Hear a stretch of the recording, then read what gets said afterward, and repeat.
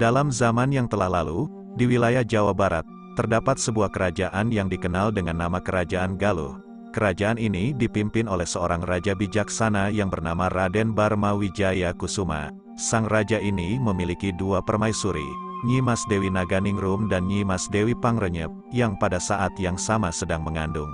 Suatu hari, Nyi Mas Dewi Pangrenyep melahirkan lebih dulu dari Nyi Mas Dewi Naganingrum. Bayi laki-laki yang lahir tersebut diberi nama Haryangbanga. Tak lama kemudian, giliran Nyi Mas Dewi Naganingrum untuk melahirkan.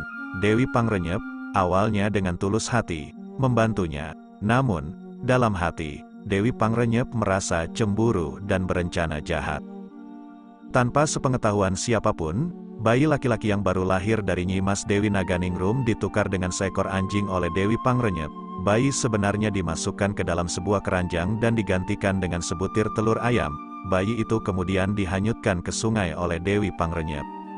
Ketika kebenaran terungkap, Kerajaan Galuh menjadi gempar.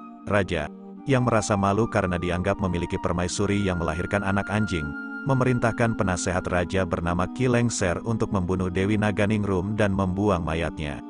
Namun, Ki Lengser yang berhati baik memutuskan untuk menyelamatkan Dewi Naganingrum. Ia membawanya ke dalam hutan belantara dan membuat gubuk sebagai tempat tinggalnya.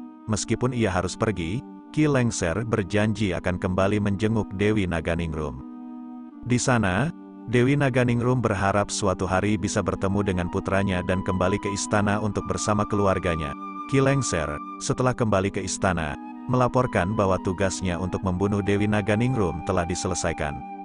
Di tempat lain, sepasang suami istri yang sudah tua dan tanpa anak menemukan bayi laki-laki yang cantik dan tampan di sebuah keranjang saat mereka pergi menangkap ikan di sungai.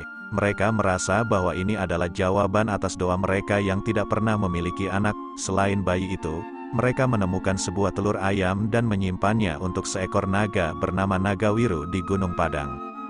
Waktu berlalu, dan bayi itu tumbuh menjadi pemuda tampan yang diberi nama Ciung Wanara. Ia ingin pergi ke Kerajaan Galuh untuk menjelajah. Awalnya, orang tua angkatnya tidak setuju, tetapi Ciung Wanara terus mendesak. Akhirnya, mereka mengungkapkan asal-usulnya, bahwa ayahnya adalah Raja Galuh dan ibunya diasingkan di hutan belantara. Ketika Ciung Wanara tiba di Kerajaan Galuh dengan ayam jantan kesayangannya, ia menarik perhatian Pati Purawesi dan Pati Puragading yang mengajaknya untuk adu ayam. Ciung Wanara menerima tantangan ini dan memenangkan pertandingan, memenangkan separuh Kerajaan Galuh. Ketika Raja Galuh mendengar tentang kemenangan Ciung Wanara, ia menghadapinya dan menanyakan siapa dia. Ciung Wanara menjawab dengan jujur, dan Raja menjadi teringat akan Nyi Mas Dewi Naganingrum yang mengandung selama setahun.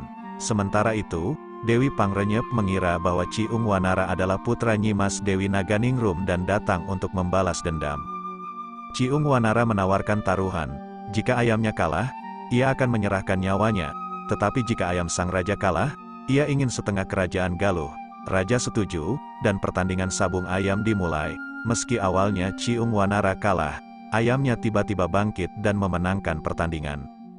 Sebagai bagian dari kesepakatan, Ciung Wanara diberikan setengah kerajaan, sementara sebelah timur diberikan kepada Haryangbanga. Keduanya bergelar Prabu. Semua rahasia terungkap, dan kejahatan Dewi Pangrenyep terbongkar. Dewi Pangrenyep ditangkap dan dipenjara. Saat pertarungan antara Haryangbanga dan Ciung Wanara terjadi, Kerajaan Galuh terbagi menjadi dua, terpisah oleh Sungai Cipamali. Akhirnya, Ciung Wanara hidup bahagia bersama ibunya, orang tua angkatnya, dan istananya yang kemudian dinamakan Pakuan Pajajaran. Dengan begitu, cerita ini mengilhami kita tentang kebaikan hati, kejujuran, dan keadilan.